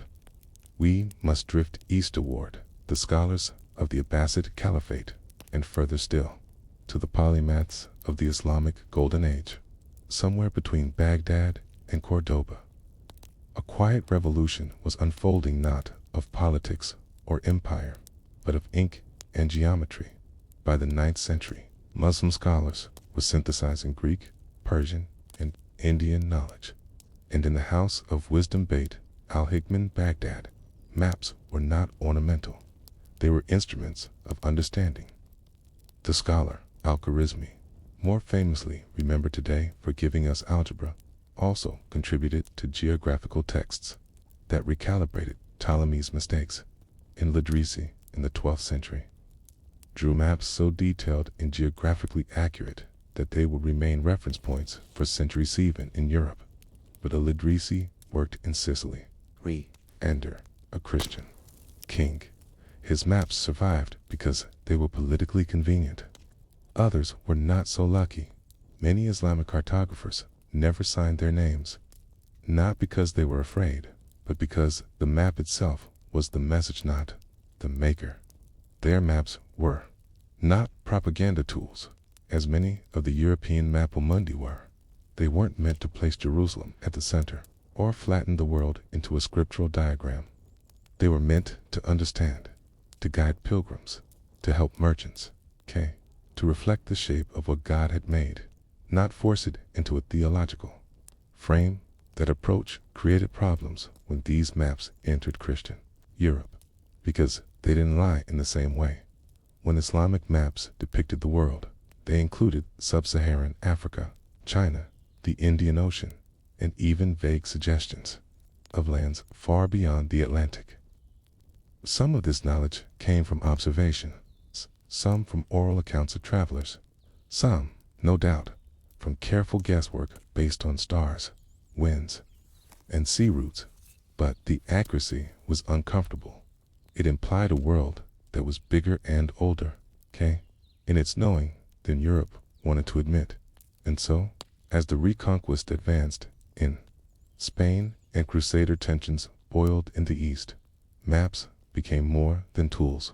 They became battlegrounds of worldview. To accept that Muslim scholars had mapped the globe was to accept that the Christian world was late to the knowledge. That was unacceptable, so the silence began in the late 15th century. Cartographic documents, confiscated during raids on Muslim libraries, were often corrected or relabeled by church scholars. In some cases, Arabic script was literally scraped off vellum scrolls and replaced with Latin. In others, notations were altered to suggest uncertainty. Terra incognita was stamped over coastlines that had once been clearly drawn. In some cases, only the materials remained. A Vatican record from 1494 describes a shipment of instruments and documents of Islamic orientation seized from a Franciscan mission returning from Granada. The list includes star charts, cosmological diagrams, and geographia by Moorish hand.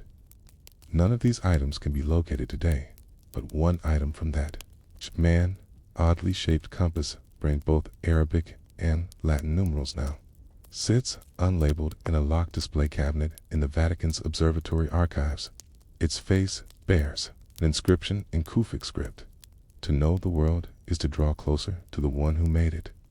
That sentiment was deeply threatening to the institutions that needed knowledge to flow through their own priests, not independently of them. And so, piece by piece, the Islamic maps were unstitched. Some were repurposed. Others were destroyed. A few may have survived in private collections, mislabeled or misinterpreted as decorative art, and then, centuries later, its fragments began to return. In 1929, a dusty crate was found in a defunct Jesuit college in southern France. Inside, amid hymnals and outdated scientific manuals, was a set of tracing papers. They appeared to be overlays, delicate, translucent renderings of a larger map now missing. The coastlines were labeled not in Latin, but in Arabic. There were indications of trade routes that led west, not east, from Africa. One notation, just above a crescent-shaped landmass that some believe could represent part of South America. Read. Beyond this point, the stars are unfamiliar. The tracing paper was archived, then forgotten until 1974, when a Vatican scholar named Maria Vasari referenced it in a footnote in her doctoral thesis. A reference sparked brief interest, a few articles, and a quiet invitation for Vasari to visit Rome for consultation. Afterward, she never published on the topic again, but the whisper remained. Why, historians now ask, were Muslim scholars so invested in mapping a world they had no intention to conquer? Why draw the coasts of unknown lands if there was no holy war to justify it, no colonial project to support? The answer may lie in the idea that too many of these cartographers' knowledge was a sacred act, understanding the contours of the earth, the winds of the ocean, and the behavior of stars was not merely useful. It was worship, which makes it all the more tragic that their contributions were erased, not for being wrong, but for being too right by. The 18th century European maps dominated global discourse. They bore names like New World, Terra, Australis, and Amerigo's Inlet. There were no annotations for Moroccan sailors, no attributions to Yemeni traders, no footnotes from Cairo's libraries. Just a clean, authoritative sweep of Western Empire across the page. And so the world, once mapped in circles and arcs, in calligraphy and metaphor, was flattened, and the map that showed too much, the one that slipped into the Vatican's vault, perhaps drawn from these older sources, was not a miracle. It was a memory of how wide the world once felt, but knowledge moved not through conquest, but through curiosity. It is said that one of the last Arabic mapmakers of the Ottoman period, a quiet man named Fadel bin Hamid, ended his final scroll with this line: "No map is complete, but every map must begin with the truth." The question then is this: what happens when the truth is buried not by fire, but by editing? And when will we know how much we've lost, not in discovering the world, but in redrawing it, drawing it? It is a peculiar thing to walk through a room where maps have been erased. You don't see fire damage. There are no torn scrolls or shattered globes. The ink is intact. The borders are sharp. The legends are perfectly legible. And yet, the world, you see, is missing pieces, not because they were never drawn, but because someone decided they should no longer exist. Inside the Vatican's Apostolic Library, there is a section that receives almost no foot traffic from scholars. Its shelves do not contain Bibles or letters from popes. Instead, it holds the Accession Archive, a meticulously labeled collection of documents that were never formally accepted into the catalog. This is where the silenced maps go. Some are copies of existing European atlases, but with strange additions, small islands that don't appear elsewhere, alternate coastlines, unfamiliar toponyms. Others are more radical, parchment sheets drawn in non-European styles, annotated in Arabic, Hebrew, Persian, or Greek. Many are unsigned. A few are badly damaged, as if someone tried to remove a layer of ink. Some have been entirely redacted with thick bands of medieval ink pigment. The pigment, tellingly, is not from the time the maps were drawn, but from the period they were archived. One of the most mysterious is simply labeled Codex 12-7A. It's a large folio. It's unbound, folded carefully into a leather sleeve. The map it contains is incomplete. The top third is clean and legible, a Mediterranean basin with cities marked in both Arabic and Latin. The middle third is faded, as if the ink were gently washed away. The bottom third, however, is blank, but not empty. Through infrared light, outlines emerge, rivers, coastlines, and what appears to be an island with labeled ports. The labels are not in any known script. They are written in a cipher, possibly derived from the Kufic tradition, but modified in ways that scholars still don't understand. The only recognizable symbol appears to be a stylized compass, rose pointing not north, but due west. The codex was discovered during a 1957 inventory review by Jesuit archivist Father Emiliano Parisi. In his notes, he remarked, "It is strange. This map does not conform to Christian chronology. The cities are older than they should be. The scale implies knowledge of lands not yet known, yet the ink is correct for the 14th century. Either it is a miracle or a forgery designed with great patience." Parisi never published on the Codex. 2 years later, he was reassigned to missionary work in the Pacific and left the archives behind. The Codex was quietly reshelved, this time under a restricted tag: Excessus Temporis Non Dum Probatus Access, not yet permitted by time. In Vatican archival language, this label is unusual. It suggests that a document is not dangerous, but not yet ready for release. It implies a kind of waiting for public mood to shift, for political winds to settle, or perhaps for the right eyes to discover it. But who would those eyes be? Many historians of early cartography, especially those outside the European tradition, have tried to gain access to the restricted map collection. Few have succeeded. Some are permitted to view digitized fragments. Others are allowed to study items already referenced in previous publications. But anything labeled Excessus Temporis remains off limits, which raises the question, why are old maps still being hidden? What is it about lines drawn 700 years ago that still makes institutions nervous? The answer, perhaps, lies in what maps represent, not just geographically, but politically. A map is never just about land. It's about narrative. It tells you what matters, what counts, what exists, and by extension, what doesn't. If a 14th century map shows accurate knowledge of the Americas before Columbus, it challenges the origin story of the so-called Age of Discovery. If it suggests Muslim scholars sailed west for reasons other than conquest, it disrupts centuries of framing them solely as invaders or merchants. If it reveals a tradition of global thinking that operated independently of Europe, it forces us to reconsider the roots of modern knowledge. In other words, maps are not just about direction, they're about authorship, and for centuries, the Church, along with other powers, has worked hard to maintain control over who authored the story of the world. That's why, in so many medieval European maps, Jerusalem sits at the center of the earth, why Asia is often drawn as the top of the world, not the east.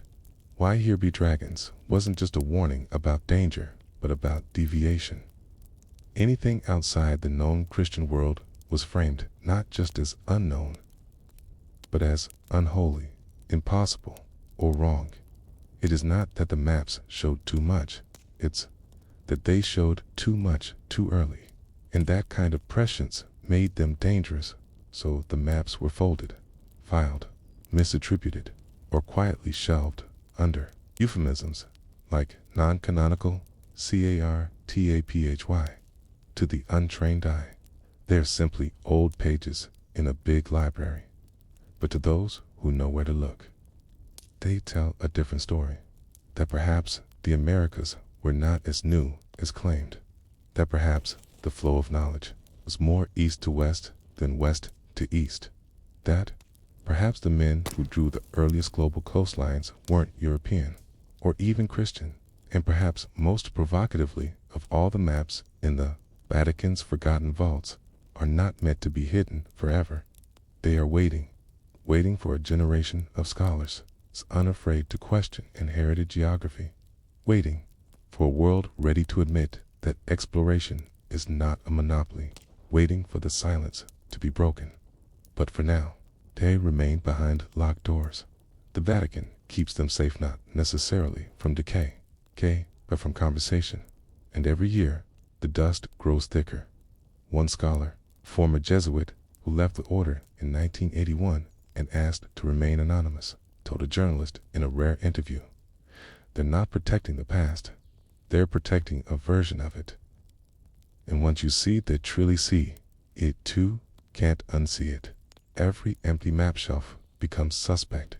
Every redacted folio becomes loud with what it doesn't say. in a small room near the Vatican Library. There is a drawer labeled Integri, Non Publicati, Unpublished Intact Works. A yellowed sheet inside that drawer contains only a single line, written in Latin, unsigned. He who controls the map controls the memory. And so we return to the narration map, the one that first sparked the modern rumors. Perhaps it was forged. Perhaps it was stitched together from genuine fragments. Or perhaps it was a decoy created, not to deceive, but to distract, to draw attention away from the quieter maps, the ones that were never famous, never flashy, but always true. Maps that showed islands no one claimed, ports no one owned, and knowledge no one had permission to remember. So what remains? Not the parchment, not the ink, not even the compass rose, but the doubt, a slow burning, gentle doubt that lingers like a breeze against old stone. Not a scream, not even a question, just a whisper, asking, what if the world was always wider than we were told? Beneath the polished marble corridors of Vatican City, beyond the publicly toured halls, and far from the hush of pilgrims in St. Peter's Basilica, there are doors that few even know exist. Some are visible, but unremarkable, marked only by old Latin plaques or forgotten iron hinges. Others blend seamlessly into walls, their outlines disguised by frescoes or bookcases that have not been touched in centuries. But the most unsettling of all, according to one former custodian, is the door that has no handle. They call it Porta Obscura, the hidden door, not because it's invisible, but because no one opens it, at least not anymore. In 1972, during routine structural reinforcement under the Clementine Hall, a team of engineers reported strange resistance beneath the floor. They had been instructed to lay a new foundation grid at one corner of the site, specifically beneath the Papal coat of arms mosaic-resisted drilling. Here, the stone sounded hollow, but ground-penetrating radar showed no pipes, voids, or utility conduits. When a smaller hole was bored to investigate, they hit not air but wood, old wood, ancient, thick, and lacquered, in a style that hadn't been used since the late Renaissance, an oak panel door. Beneath the floor, the workers assumed it was part of a forgotten crawl space or tunnel. But when they reported it to their Vatican contact, they were told to stop work immediately. The site was sealed the same night. God, the engineers, Italian contractors, with no prior connection to church history, signed non-disclosure agreements and were dismissed with full payment and no further comment. What lay beneath the door?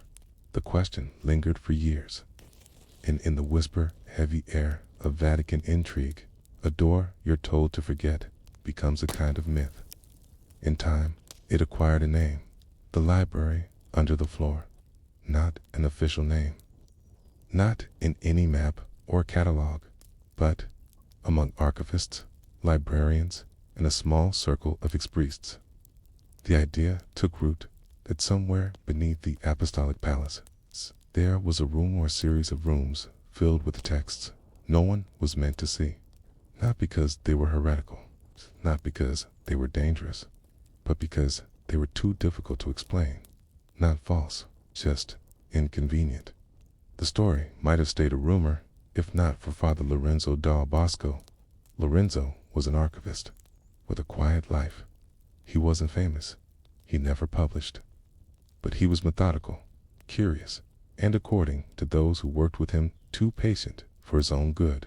In 1983, after 2 decades in the Vatican Library, he was granted temporary access to the so-called Index Suspensarama, a collection of text that had been suspended from circulation but not banned outright. This archive included things like unverified relic inventories, duplicate PayPal letters, maps with disputed annotations, and translations of texts the Church had not officially endorsed. Among them, Father Lorenzo found something strange. A journal, undated, no author, no binding, just 42 loose pages in soft vellum script, cataloged under a code that did not match the library's naming convention. The journal described in painfully careful Latin, the floor plan of a room hidden beneath the palace. A room with no formal entrance. A room accessible only in the year of twin eclipses. A reference that scholars now believe may point to the solar and lunar events of 1948. The journal listed no titles, no names of books, only a phrase repeated every few pages. Here lies the silence that outlived its authors. Father Lorenzo, according to an internal memo leaked decades later, requested permission to cross-reference the journal with the building's architectural records. His request was denied. 2 weeks later, he suffered a fall while descending the outer stairs of the Belvedere courtyard. The fall was never fully investigated.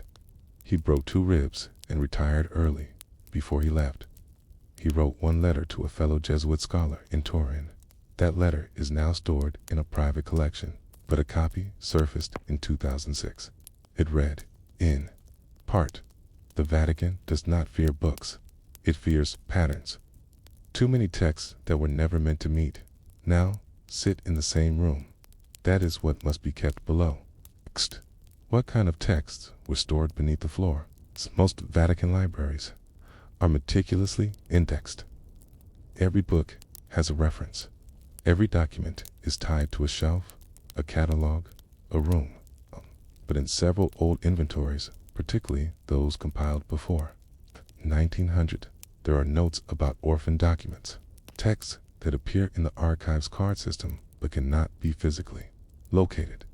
Some examples include a second, older draft of the donation of Constantine, the document once used to justify papal authority over Western lands, could now considered a forgery. A letter reportedly written by Pope Sylvester II describing astronomical tools brought from Al-Andalus, tools far more advanced than what Europe had at the time. The codex, known as Liber Tertius, the third book that was supposedly written in a cipher combining Greek, Aramaic, and Old Latin. It was once part of a set of theological treatises that vanished during the Avignon papacy. A Hebrew scroll, possibly older than the Dead Sea Scrolls, that contains a pre-Mosaic creation myth with striking similarities to early Zoroastrian cosmology. These texts are referenced, quoted, sometimes even footnoted by early Vatican scholars. But none of them can be found. Could they be in the library under the floor? It's not just absence that makes the theory believable. It's placement. A storage room beneath the Clementine Hall would be structurally sound, naturally cool, and deeply secure. It would be unreachable by the public, unlisted in fire safety audits, unknown even to most Vatican staff. Perfect for preserving sensitive materials, even more perfect for forgetting them. There's also this. During restoration work in the early 1990s, a group of Masons working in the lower crypt reported unusual subsonic vibrations in one area of the floor. Seismologists ruled out earthquakes. The anomaly was never publicly explained. The spot, precisely the coordinates beneath the Clementine mosaic. A Vatican spokesperson dismissed it at the time as resonant layering in marble geometry. But a physicist from Rome University noted in an anonymous paper that such layering would be more likely if the subfloor was not solid stone. If there is air beneath the floor, he wrote, then we are not dealing with acoustic illusion. We are dealing with architecture. And yet, despite the whispers, the journal, the letter from Father Lorenzo, no official investigation has ever confirmed the existence of a subterranean library. Perhaps it is nothing. Perhaps the oak panel is just a remnant of a medieval tunnel. Perhaps the catalog anomalies are clerical errors. Perhaps the missing books were stolen, lost, or destroyed during one of the many fires that plagued the Vatican's early history. But something about them silenced the precision of it. The deliberateness feels different. The Vatican has secrets. That much we know.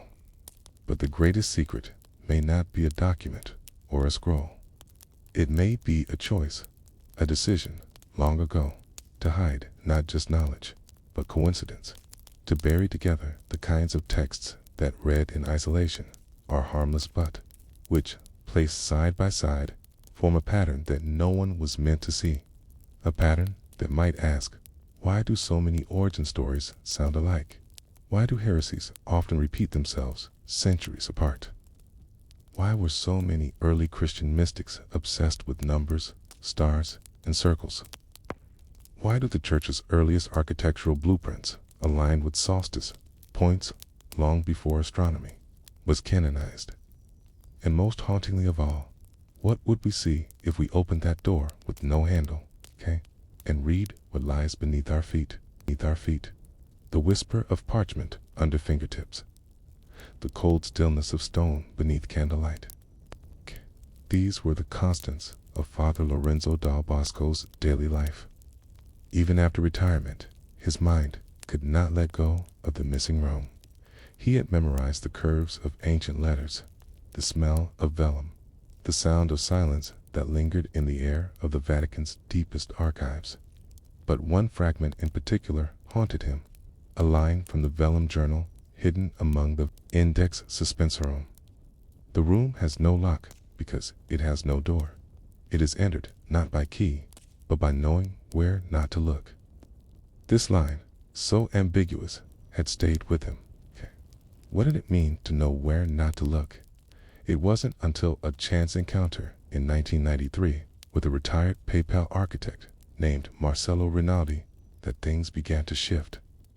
Rinaldi had been responsible for maintaining and mapping internal schematics of Vatican structures during the renovations of the 1950s and 60s. He had long since stepped away from public life and was living quietly in Lucca when Lorenzo visited Rinaldi under the pretense of discussing ancient stone layering techniques. He discovered something unexpected. In the back of the architect's flat, wrapped in layers of archival linen and hidden inside an old writing desk, were duplicate floor plans of Vatican substructures, some dating back to 1582. One particular scroll stood out. It was labeled Scala Prohibita V601 Omega. The document was small, less than a meter long, and drawn with precise ink strokes that looked as if they had not faded at all. It showed the Clementine Hall and a hidden shaft beneath its northern wall, leading not to another hallway, but to a rounded chamber, roughly 7 meters wide, and sealed on all sides. No staircase, no ladder, no external corridor, just a circle. What's this? Father Lorenzo asked. Rinaldi had only looked at it once.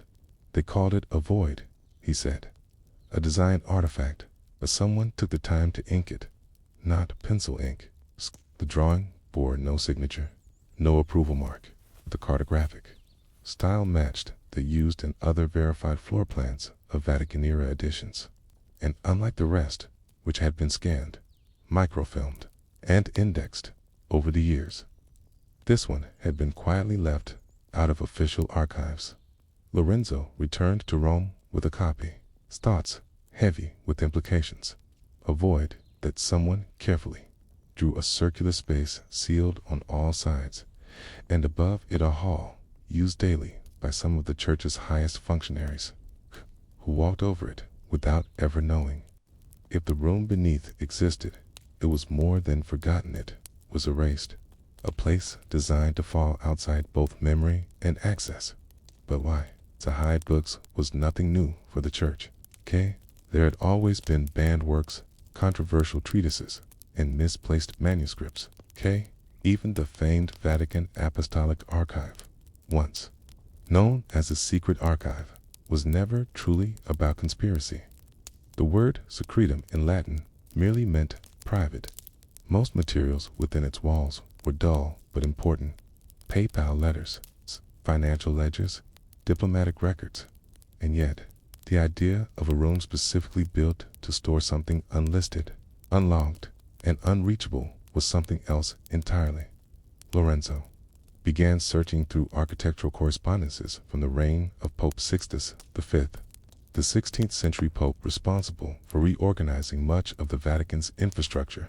Sixtus had a known obsession with secrecy and control.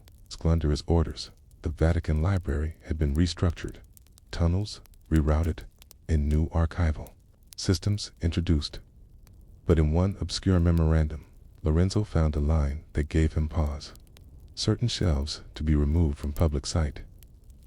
Those which disturb harmony must rest beneath the crown.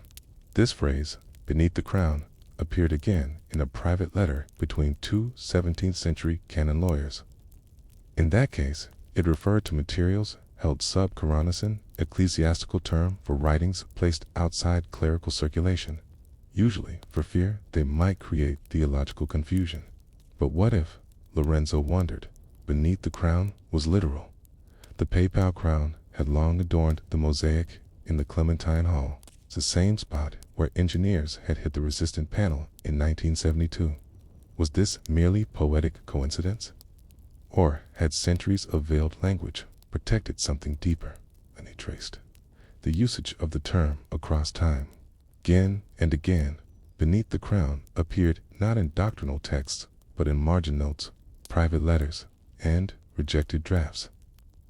The phrase always implied exclusion, and always proximity to authority. Then came the strange mention in an 1843 librarian's note regarding a folio, undescribed, sealed, and marked sub CC.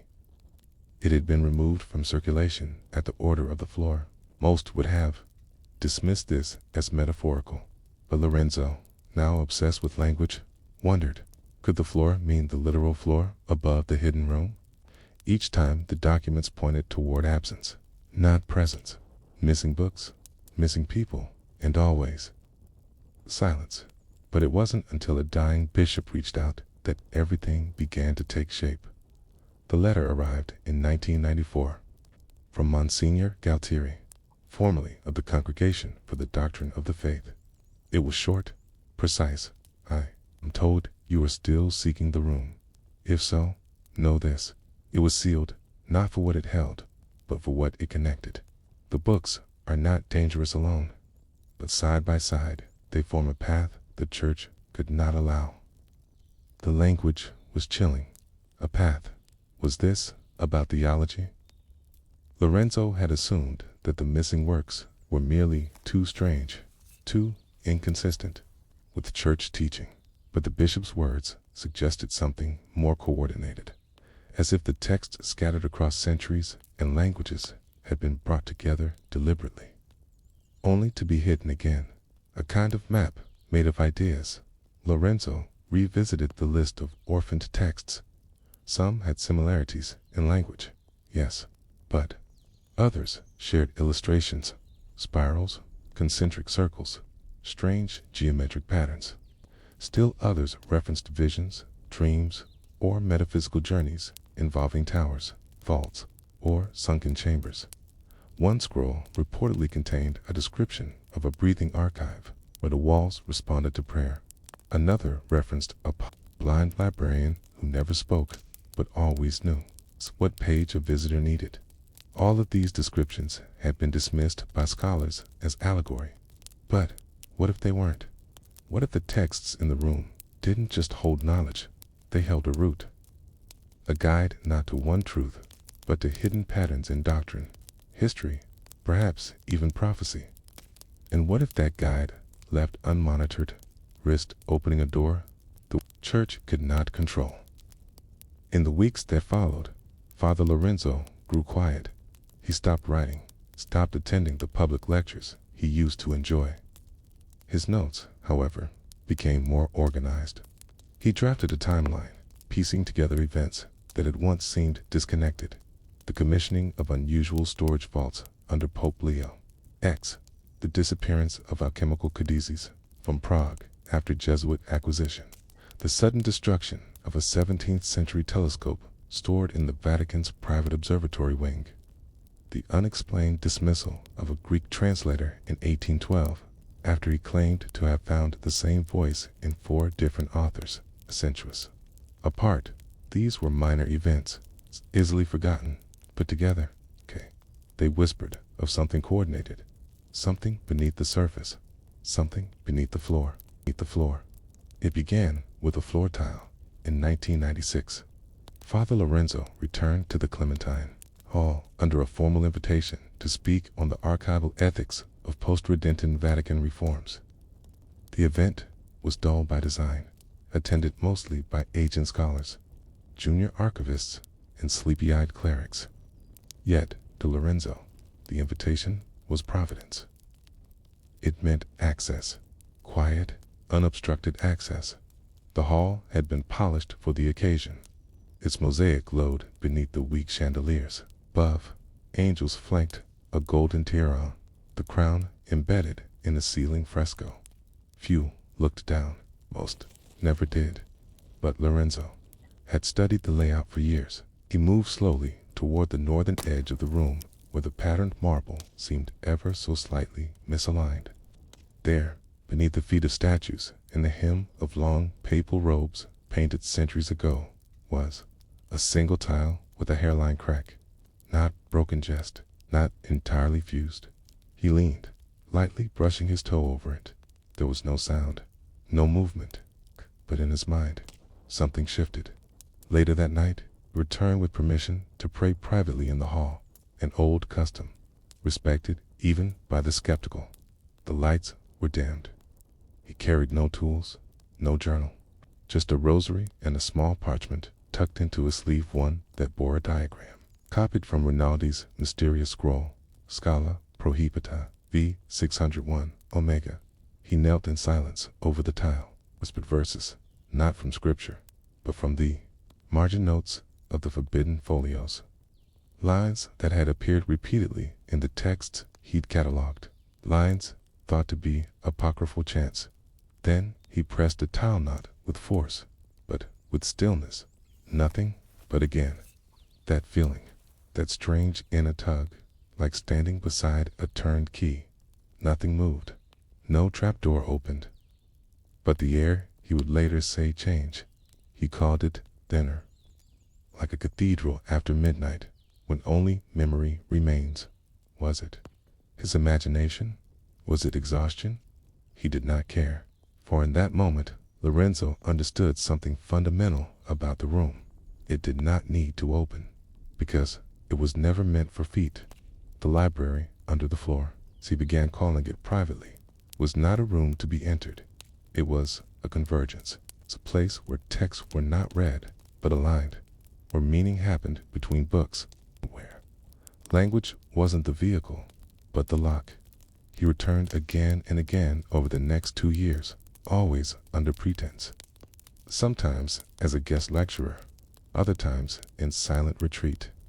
Occasionally, he helped young scholars trace obscure papal decrees, most of which had nothing to do with the real focus of his visits. Each time, he brought a different manuscript fragment, and each time, he sat silently over that same tile, aligning the text against the diagram in his mind. He was building something, not a door, but an understanding, and eventually it began to make sense.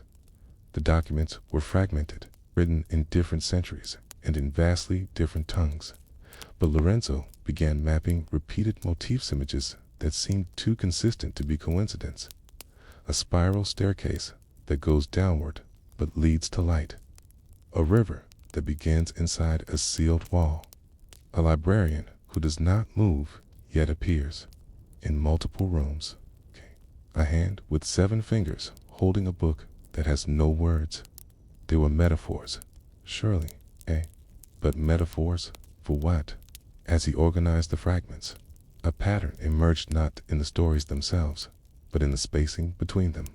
Certain books referenced others indirectly. One might say, as the commentator on the right hand once claimed, or the Southern Voice was never wrong. These were not directions, they were coordinates.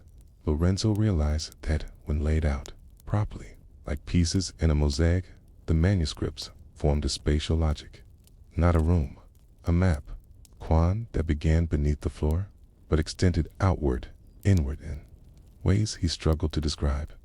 A library that wasn't contained in a chamber, scattered like buried seeds beneath centuries of silence.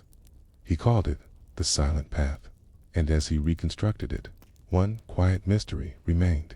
Who built this? Lorenzo's theory was modest. He did not believe in grand conspiracies or Vatican sorcery. Instead, he imagined a group of scribes working quietly over decades, maybe centuries. Men who knew the limits of formal theology but saw truth in pattern. They weren't heretics. They were custodians of ambiguity. They didn't challenge dogma. They arranged it just slightly so something else might appear between the lines.